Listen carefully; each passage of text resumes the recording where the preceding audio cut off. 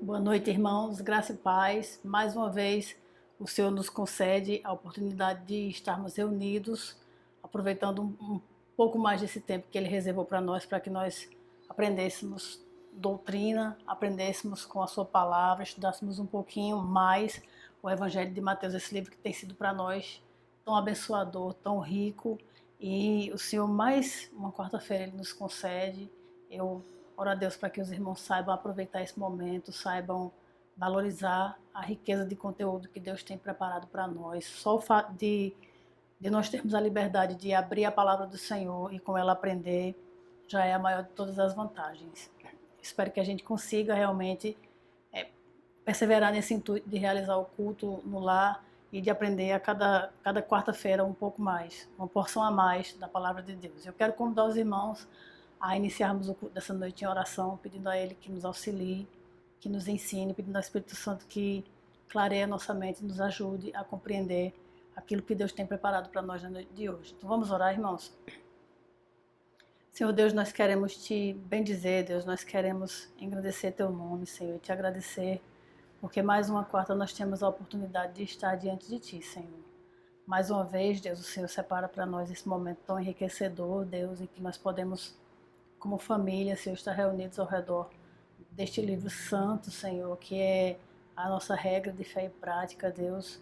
E mais uma vez o Espírito Santo nos ajuda, Senhor, a aprender com a vida de Cristo, com aquilo que Cristo deixou para nós, Senhor.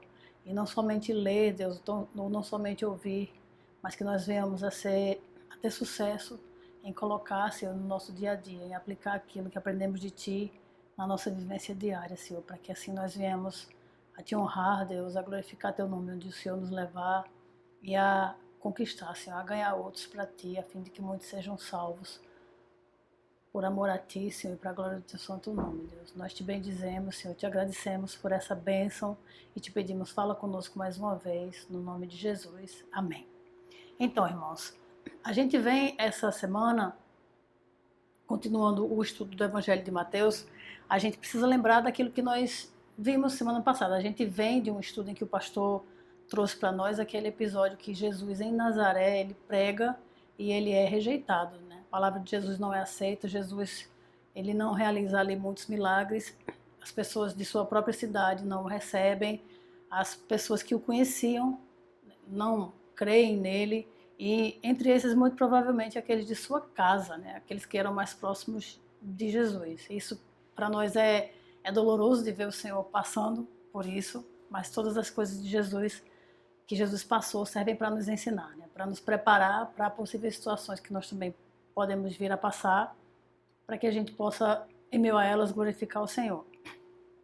Mas vale dizer que nem todas as pessoas agiram dessa maneira com o Senhor Jesus, nem todos de sua própria casa também. O personagem que a gente vai abordar no texto de hoje, por exemplo, ao contrário dessa postura de rejeitar ao Senhor Jesus, esse personagem ele reconheceu o Senhor desde o primeiro momento, né? Desde o princípio. A gente vai ver lá no Evangelho de João, no capítulo 1, no versículo 29, a Bíblia nos informando a respeito desse personagem o seguinte: viu João a Jesus, que vinha para ele, e disse: eis o Cordeiro de Deus que tira o pecado do mundo. E a passagem de hoje foca justamente nesse personagem específico. Mesmo narrando, mesmo sendo um livro, né, sendo o Evangelho que narra pontualmente, especificamente a vida de Jesus, nesse momento do livro de Mateus, nós temos um flashback. Né? Existe uma paradinha e esse momento da palavra foca especialmente na vida deste personagem que reconheceu Jesus desde o início, que é o seu parente João Batista. Uma abordagem, né, um vislumbre da vida de João Batista que é muito rico. Né? E, irmãos, sem intenção de dar spoiler, sem querer estragar a história, eu acredito que os irmãos já conhecem a história, é uma história bastante contada nos evangelhos, bastante vista até pela nossa própria igreja. Esse capítulo específico de Mateus, ele foca, na verdade, não na vida, especialmente, de João Batista, mas na morte dele. Né? É o episódio que narra justamente esse acontecimento. Portanto, eu peço aos irmãos que abram as suas Bíblias para lerem comigo na palavra do Senhor, o Evangelho de Mateus, no capítulo 14, nós vamos ler dos versos 1 ao verso 12, e assim nos diz a palavra do Senhor. Mateus 14, do 1 ao 12. Por aquele tempo ouviu o tetrarca Herodes a fama de Jesus, e disse aos que o serviam: Este é João Batista, ele ressuscitou dos mortos. E por isso nele operam forças miraculosas. Porque Herodes, havendo prendido e atado a João, o metera no cárcere, por causa de Herodias, mulher de Filipe, seu irmão. Pois João lhe dizia: Não te é lícito possuí-la, você não tem o direito de ficar com essa mulher. E querendo matá-lo, Herodes queria matar a João, temia o povo, porque o povo tinha como profeta. Ora, tendo chegado o dia natalício de Herodes, dançou a filha de Herodias diante de todos e agradou a Herodes, pelo que prometeu, com juramento, dar-lhe o que pedisse. Então ela, instigada por sua mãe, disse: Dá-me aqui, num prato, a cabeça de João Batista. Entristeceu-se o rei, mas por causa do juramento e dos que estavam com ele à mesa, determinou que lhe a dessem. E deu ordens e decapitou a João no cárcere. Foi trazida a cabeça num prato e dada à jovem, que a levou à sua mãe. Então vieram os seus discípulos, levaram o corpo e o sepultaram, depois foram e o anunciaram a Jesus. Então nós temos aqui, irmãos, justamente essa passagem que narra o episódio final da vida de João Batista. A gente sabe que a história de João com Herodes, e esse é o Herodes Antipas, é na realidade o filho de Herodes o Grande. Herodes o Grande, a gente também já viu isso na nossa igreja, é aquele que mandou que se matassem os meninos em Jerusalém, que tinham de 2 anos abaixo. E depois que esse Herodes o Grande ele veio a falecer, Herodes Antipas foi um dos que governou o território dele. Herodes tinha como mulher, como esposa, uma mulher chamada Herodias. E a história de João Batista com esse casal era no mínimo, para dizer bem por baixo, era bem complicada, né? João, ele sendo o último dos profetas, no modelo apresentado para nós pelo Antigo Testamento, João é quem fecha esse ciclo dos profetas, mas sendo João o último dos profetas, ele resolve cumprir o seu chamado com excelência. João resolve viver retamente diante de Deus. E mesmo que isso trouxesse para ele prejuízo próprio. A gente sabe que a Bíblia narra a vida de João, contando que ele habitava nos desertos, ele se alimentava de gafanhotos, ele se vestia com peles, era uma pessoa diferente, né? Isso tudo para que o chamado dele fosse cumprido do jeito que Deus determinou. João escolheu viver retamente diante de Deus, mesmo que em prejuízo próprio. E por conta disso, dessa escolha de João, ele não podia deixar de denunciar a situação de Herodes e de Herodias. Ele não podia não denunciar essa situação, não mencionar esse pecado, ou passar a mão, colocar panos quentes, não.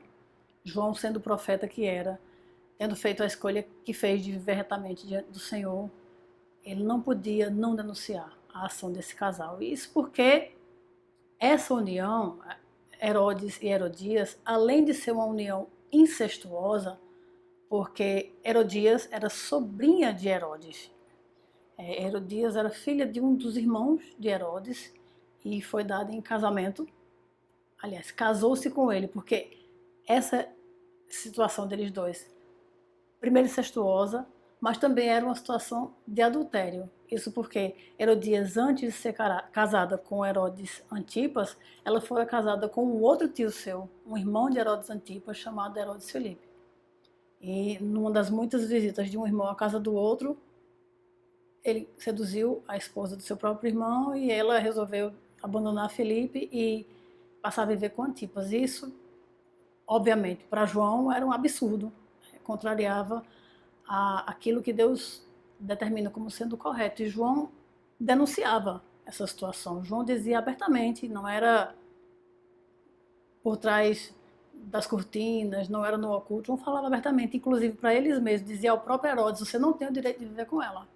Não te é lícito estar com essa mulher, ela é a mulher do teu irmão. Para não mencionar que ela é tua sobrinha. E essa postura de João, irmãos, como a gente viu no texto, custou a ele, a princípio, sua liberdade.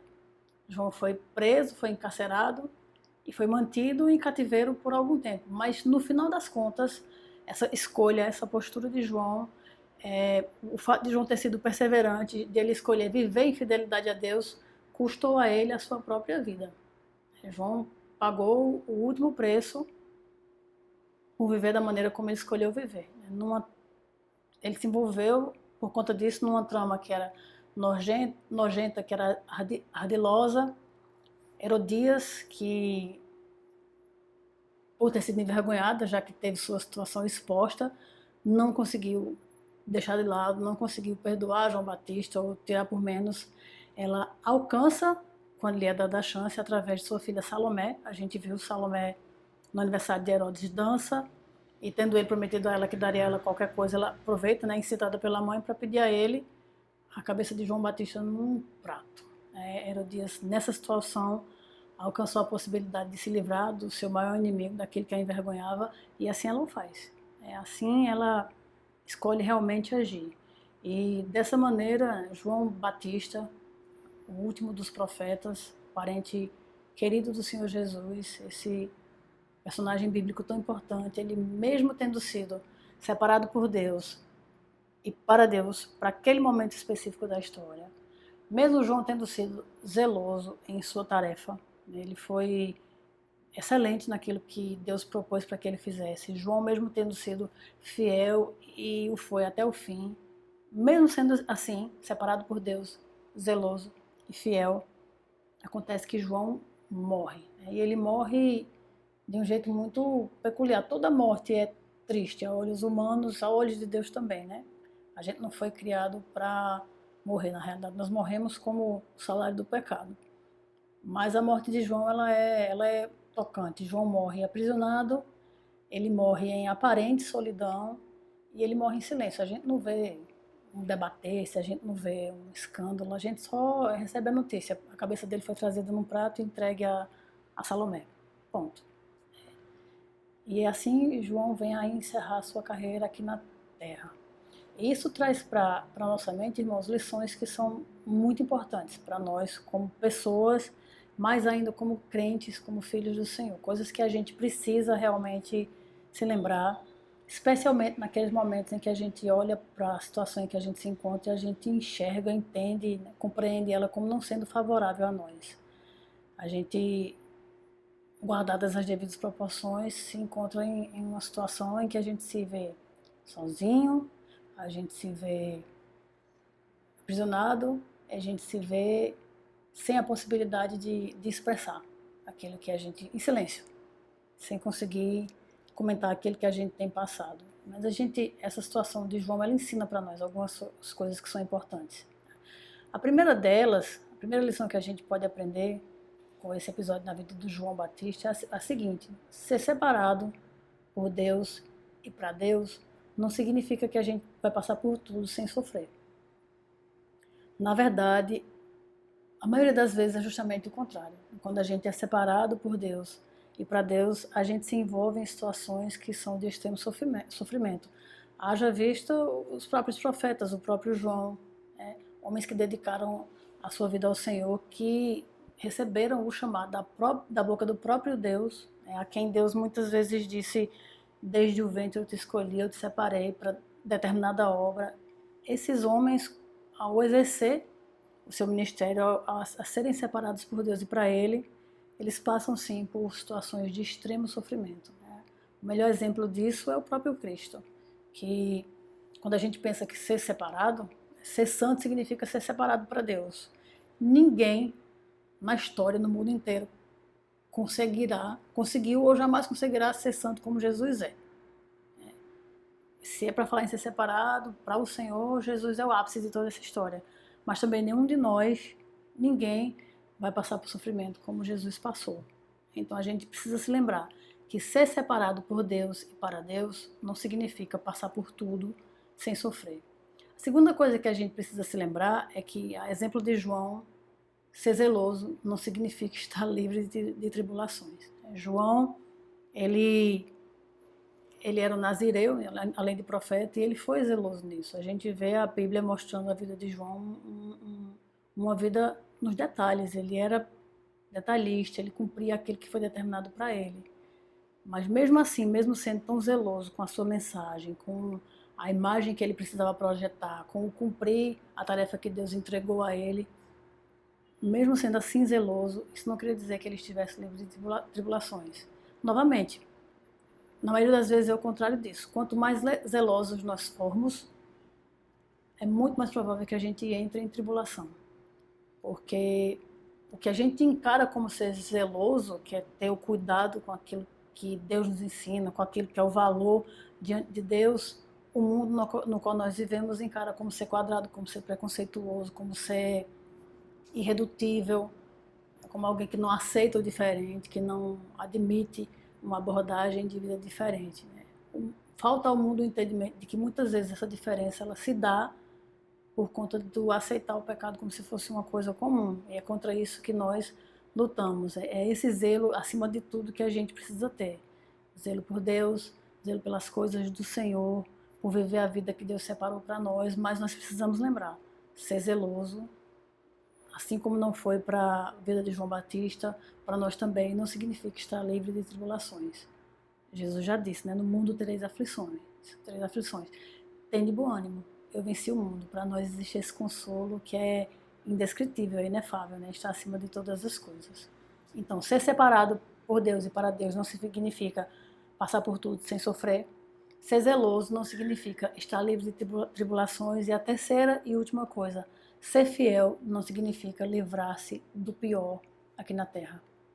João, ele foi fiel ao seu ministério, foi fiel ao seu Deus até as últimas consequências. A gente vê primeiro ele sendo preso por denunciar o pecado e por último recebendo por conta disso uma vingança de uma mulher que não abriu mão. Né? A gente até vê que o Herodes, ele teme o povo, ele não quer matar João Batista, mas não tem coragem porque o povo acha que sabia que João era profeta, e mais à frente a gente vê que quando a menina pede a cabeça de João Batista, o rei Herodes ele se entristece.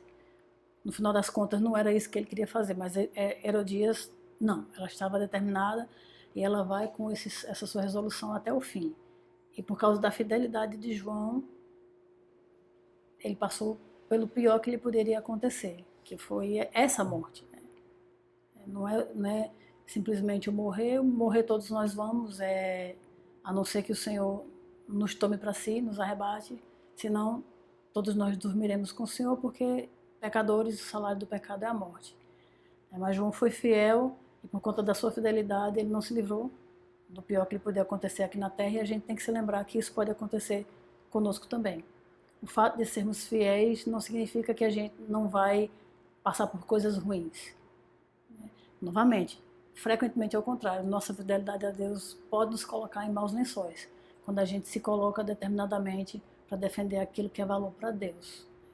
Contudo, irmãos, esse texto ele não termina com essa nota triste, mesmo narrando a morte de João. Né? O texto termina, na realidade, trazendo Cristo de volta à passagem, né? Mostrando que a notícia da morte de João ela foi dada ao Senhor Jesus. O versículo 12, ele diz para nós: então vieram os seus discípulos, os discípulos de João, e levaram o corpo e o sepultaram. Depois foram e o anunciaram a Jesus. Jesus ficou sabendo, obviamente Jesus ele é onisciente porque ele é Deus, mas aprove ao Senhor, né, estava no plano dele, na vontade dele, organizar essa maneira para que Jesus, humanamente falando, soubesse essa notícia chegasse até ele, de que João, seu parente, aquele que, diferente das pessoas de Nazaré, que não reconheceram Jesus quando ele pregou em sua própria casa, João, que era de sua família, o reconheceu desde o início. Esse João tinha morrido e tinha morrido dessa maneira. E aqui eu quero pedir licença ao pregador da semana que vem, ele que vai continuar pregando sobre Mateus e vai utilizar o texto do versículo 13 em diante, mas eu queria pedir licença para pegar só a parte A do versículo 13, é o versículo de João 14, 13, só a parte A que nos diz assim: Jesus, ouvindo isto, ouvindo justamente a notícia de que João Batista tinha sido morto, ele retirou-se dali num barco para um lugar deserto, à parte. E só até aqui, irmãos. E esse versículo é um versículo como geralmente a Bíblia faz, um verso tão pequeno que nos mostra algo tão rico, né? É um verso pequeno que nos mostra a reação do Senhor Jesus à notícia que ele teve. A reação do Jesus homem, né? Ao saber que seu parente, alguém querido, tinha morrido dessa forma, né? A gente vê a reação de Jesus. Luto, sim, mas algo mais do que luto. Aqui a gente aprende que Jesus, que Deus, na verdade, ele se importa. Jesus, mesmo sabendo que João estava agora no lugar melhor, óbvio que Jesus sabia que João estava no lugar melhor, irmãos. João sendo quem foi, Jesus tem o texto que fala de João, diz que ninguém nascido de mulher é maior do que João. Jesus conhecia, sabia onde estava o coração de João e de quem dependia a sua salvação. João havia declarado quando reconheceu em Cristo o Cordeiro de Deus que tira o pecado do mundo.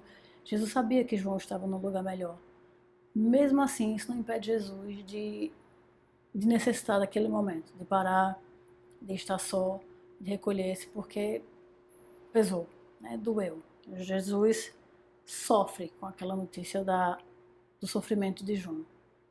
E assim também ele faz por nós, irmãos. Jesus, mesmo sabendo, obviamente, que nós sofremos, e Jesus mesmo sabendo que esse sofrer, todo e qualquer sofrer que ele tiver permitido que aconteça em nossas vidas é para o nosso bem. A gente precisa lembrar, todas as coisas cooperam para o bem daqueles que amam a Deus, inclusive o sofrimento, inclusive qualquer tragédia, qualquer dificuldade, qualquer cenário que a gente olhe e diga, não, esse não me favorece.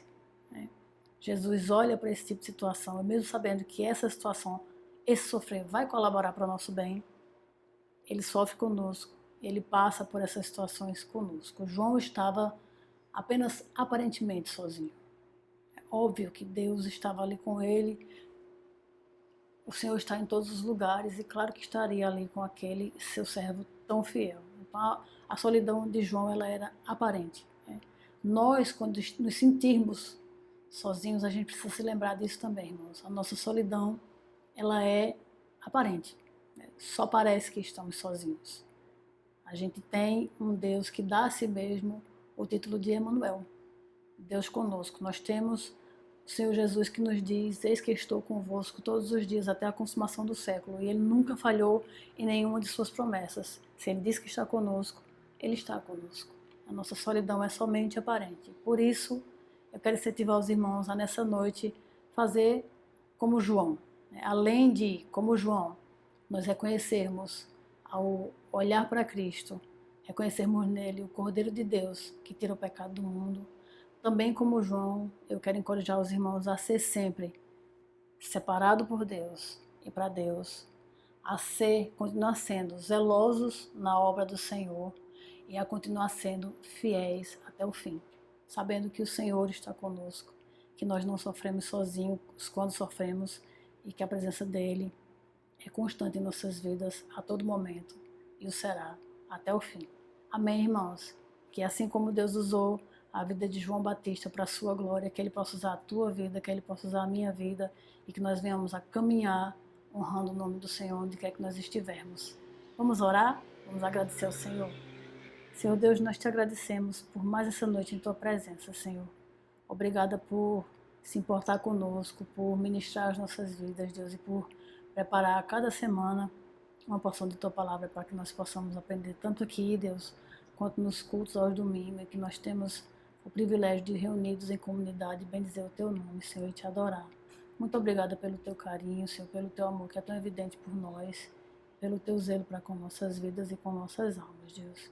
Nós te bendizemos, Senhor, te agradecemos e te oramos assim, em nome de Jesus. Amém. Amém, irmãos. Deus abençoe vocês. A paz.